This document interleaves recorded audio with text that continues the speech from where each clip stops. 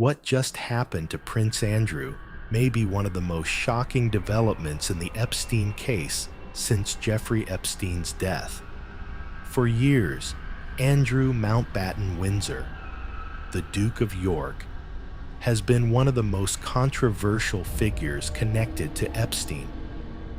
His friendship with the disgraced financier has been scrutinized across the world, but despite lawsuits, interviews, and mounting public pressure, he had never been criminally charged, until now.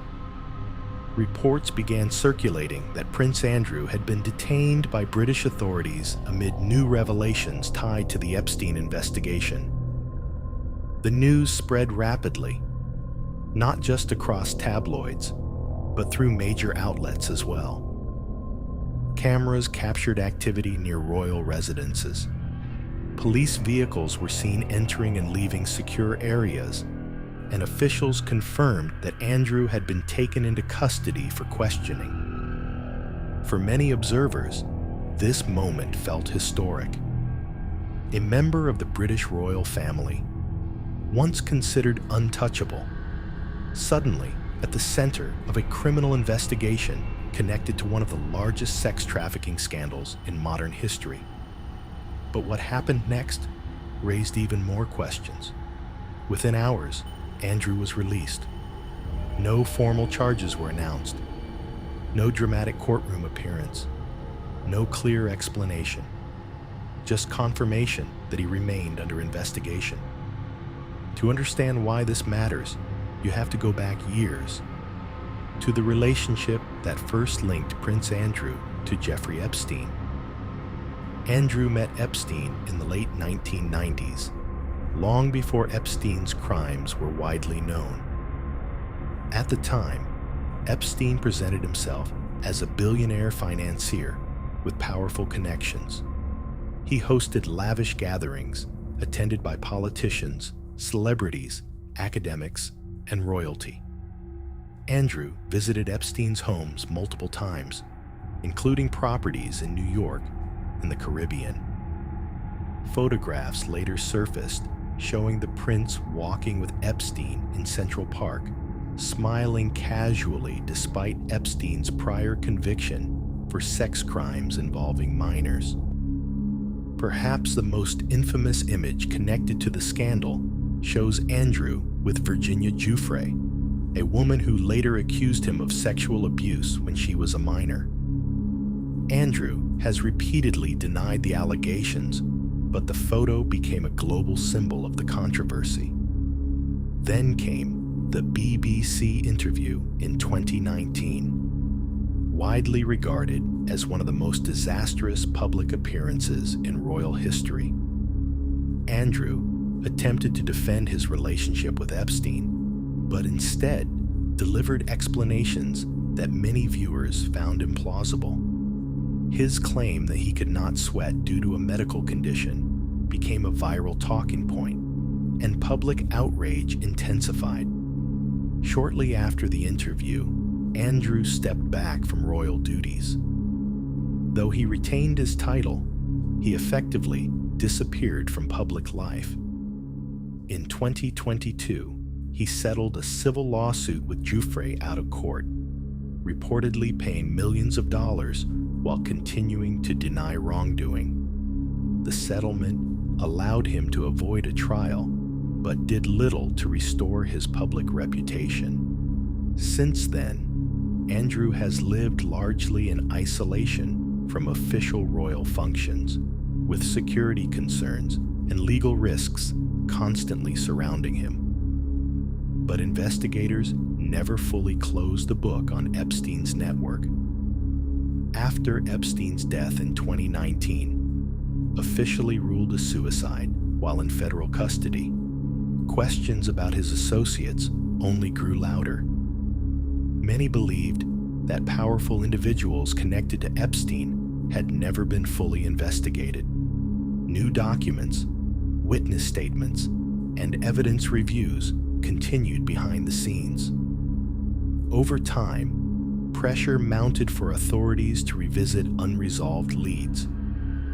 And that pressure may have finally reached Andrew. According to emerging reports, authorities detained him in connection with new findings related to Epstein's activities and possible misconduct in public office. Officials have not disclosed specific allegations, but the fact that he was taken into custody at all signals a significant shift. Royal figures are rarely subjected to criminal procedures, particularly at this level of scrutiny. Even temporary detention suggests investigators believe new evidence warrants direct questioning. But why release him so quickly? There are several possibilities.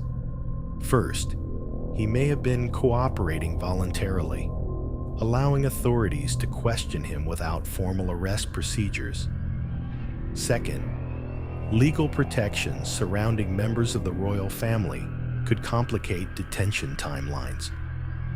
Third, investigators may still be building a case and needed clarification on specific details rather than making an immediate charge. Or, as some observers speculate, political considerations could also play a role. The British monarchy is not just a family.